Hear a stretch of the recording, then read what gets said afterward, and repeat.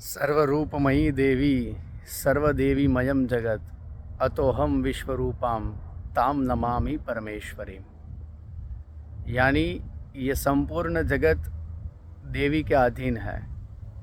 ये संपूर्ण जगत देवीमय है और ये संपूर्ण जगत देवी की कृपा से ही चलता है।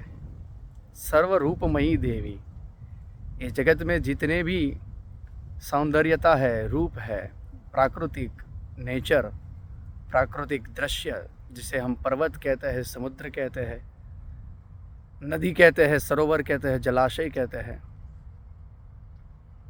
वो सभी सर्वरूपमयी देवी, ये सभी देवी की ही कृपा से है। सर्वरूपमयी देवी सर्वदेवीमयम जगत। सिर्फ ये भूलोक यानी कि ये मृत्यु लोक, जहाँ लोग आते हैं और जाते हैं, आते हैं और जाते हैं, जन्म लेते हैं, फिर मर जाते हैं, फिर मर जाते हैं, फिर जन्म लेते हैं, पुनरपि जननम पुनरपि मरणम। सिर्फ और सिर्फ हम धर्म को ही अपने साथ ले जाते हैं। सनातन हिंदू धर्म ही धर्म है और ये धर्म हमें संस्कार और ज्ञान दोनों प्रदान करता है। पाकर मुक्त हो जाना वही कर्म है। तो सर्वरूपमयी देवी सर्वदेवीमयम जगत, पूरा संसार, पूरा जगत ये देवी के अधीन है। अतोहम विश्वरूपाम ताम नमामि परमेश्वरी।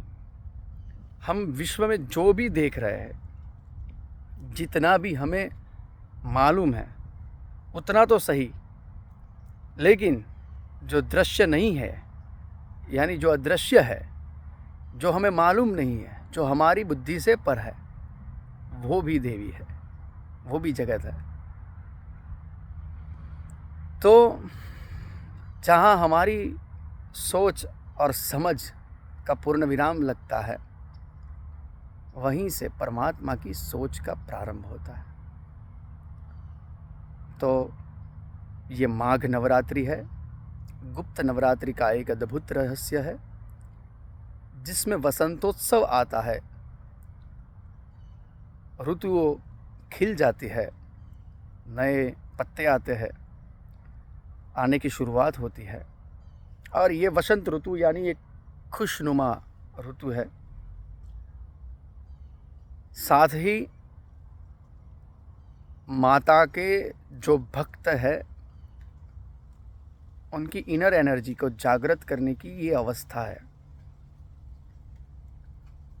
यानी जो देवी को संपूर्ण जानना चाहते हैं, ये गुप्त नवरात्र अवश्य करें और गुप्त नवरात्र में माँ भगवती की तन मन और धन से आराधना करें।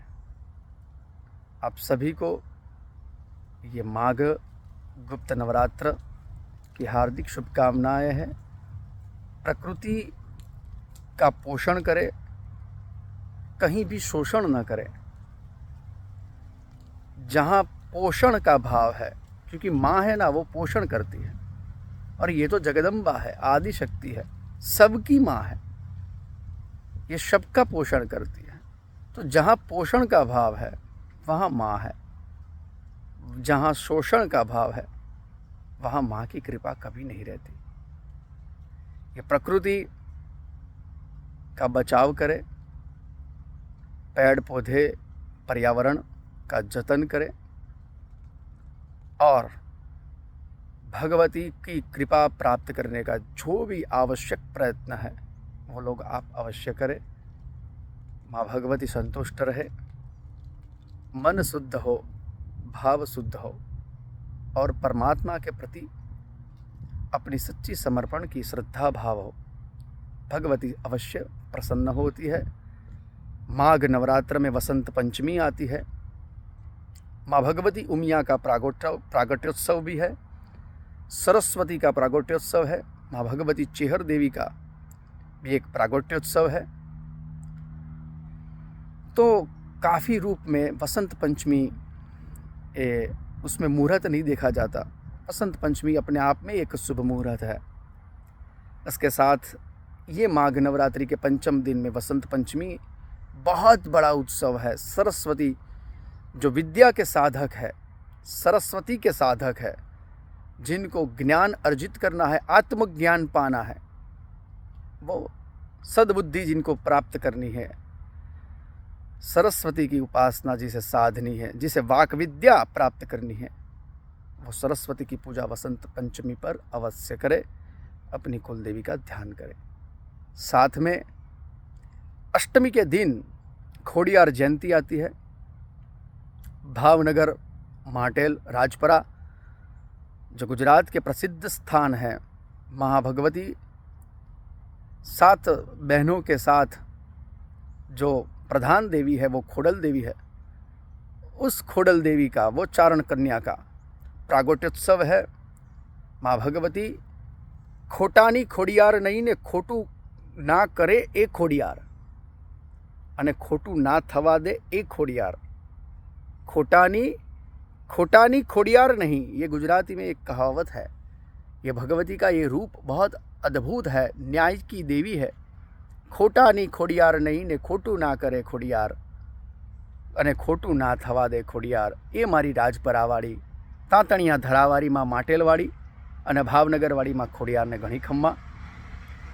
तो वो माँ भगवती खोड़ल देवी का भी एक प्रागट्योत्सव है अष्टमी के दिन, जिसे माघ यानी महासुद 8वीं अष्टमी कहते हैं। माघ सुद अष्टमी यानी शुक्ल पक्ष। तो पूरा नवरात्र ये जो माघ महीना का है बहुत अद्भुत है। नवचंडी, शतचंडी, सहस्रचंडी, अयुत चंडी, लक्ष चंडी, कोटि चंडी यज्ञ, ये भगवती के यज्ञ, महायज्ञ का अलग अलग जगहों पर भारतवर्ष में आयोजन भी होता है। और माता की जो शक्तिपीठ है वहाँ ये नवरात्र बहुत धाम धूम पूर्वक मनाया जाता है। तो आप सभी को आत्मज्ञान, सद्बुद्धि एवं आध्यात्मिकता, जिसे हम सुप्रीम पावर कहते हैं, अपनी इनर एनर्जी को, सुप्रीम पावर को, अपनी आध्यात्मिकता को आगे बढ़ाने का ये सुंदर गुप्त नवरात्र का अवसर है। खूब धाम धूम पूर्वक जहाँ शक्ति की पूजा होती है वहाँ बहुत धाम धूम पूर्वक ये शक्ति की पूजा की जानी चाहिए, करनी चाहिए। अगर कुछ भी आपके पास अवसर नहीं है तो आप अपने घर में ये नवरात्र मनाए, गाय के घी का दीपक जलाए, शुद्ध धूप करे, रंगोली करे, आसो पालव यानी कि अशोक पल्लव के जो पान होते हैं, आम्र पल्लव यानी आंबा, यानी जो आम के फल आते हैं उसे आम के पत्ते कहते, वो सारे पीपल के पत्ते, आम के पत्ते, कपूरी पान, नागरवेल के पान, ये सभी पत्तों का एक तोरण बनाना चाहिए। और ये तोरण, ये पान भगवती के मंदिर में सजाना चाहिए। ये गुप्त नवरात्र का एक शुभ संदेश था। और अभी कुंभ मेला भी चल रहा है। अमृत स्नान भी वसंत पंचमी के दिन फिर से एक बार अमृत स्नान होगा। जैसे मौनी अमावस्या पर एक अमृत स्नान था, वैसे ही वसंत पंचमी पर भी अमृत स्नान होगा। तो बहुत सारा कुछ है। धारयति इति धर्मः,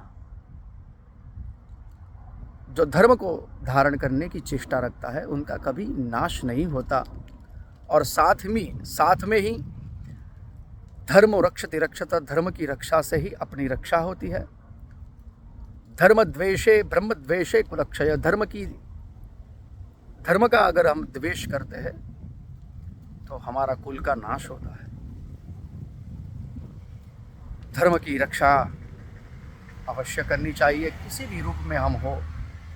हमें भगवान ने मानव रूप दिया है, यही हमारा एक सद्भाग्य है, क्योंकि हमें धर्म की जान है, पहचान है। तो आप सभी एकदम नॉलेजेबल हो, सभी एकदम, आप सभी का जो आध्यात्मिकता जो मेरे से जुड़े हैं उन सभी का आध्यात्मिकता पावर, सुप्रीम पावर बहुत हाई है। लेकिन फिर भी मैं एक शुभ संदेश आपको देना चाहता था इस नवरात्र पर, तो मैंने आपको दिया। जय माता दी, जय माता दी, जय माता दी। हर हर महादेव, जय श्री कृष्णा। मैं तीर्थ सामवेदी फिर से मिलूँगा एक नए शुभ संदेश के साथ। तब तक के लिए जय माता दी।